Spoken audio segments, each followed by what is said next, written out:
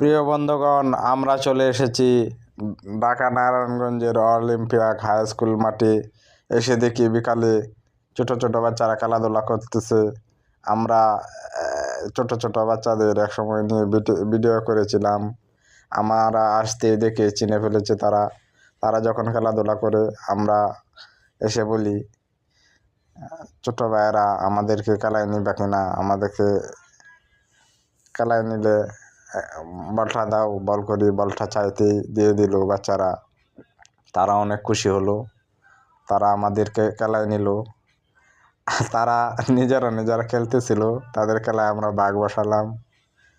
তারা অনেক খুশি মনে আনন্দ চিত্রে তারা আমাদের সাথে খেলতে চাইলো। তারা অতিথিপরায়ণ, শহরের শিশুরা হাসি খুশি থাকে। অতিথিপরায়ণ প্রতিটা শিশুই মনোমুগ্ধকর হয়ে তারা আমাদের সাথে খেলছে। আমিও তাদের সাথে খেলতে চাইলাম, বল নিলাম। অনেক দিন পর হাতে বল নিলাম, বল করলাম। ভালো খেলতে পারে ওরা, ভালো শট খেলে। ছোট ছোট বাচ্চারা কুদে ক্রিকেটার। একসময় ওরা বাংলাদেশকে নেতৃত্ব দিবে। আশরাফুলরা যখন খেলতো, খেলাধুলা করতো, আমরা তখন বলতাম মাঠে নামি ছক্কা মারি, ব্যাটিং করি শক্ত। বোল্ড হয়ে ফিরে যায় আশরাফুল ব্যর্থ।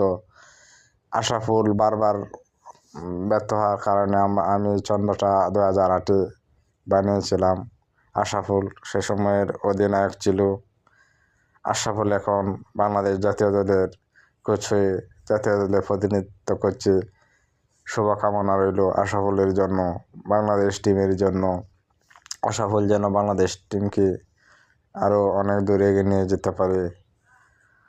আশরাফুল বাংলাদেশের এক সময়ের প্রথম আশরাফুল সুপারস্টার, বাংলাদেশের একমাত্র প্রথম সুপারফুল মোহাম্মদ আশরাফুল বাংলাদেশের সেই সময়ের ক্রিকেটার।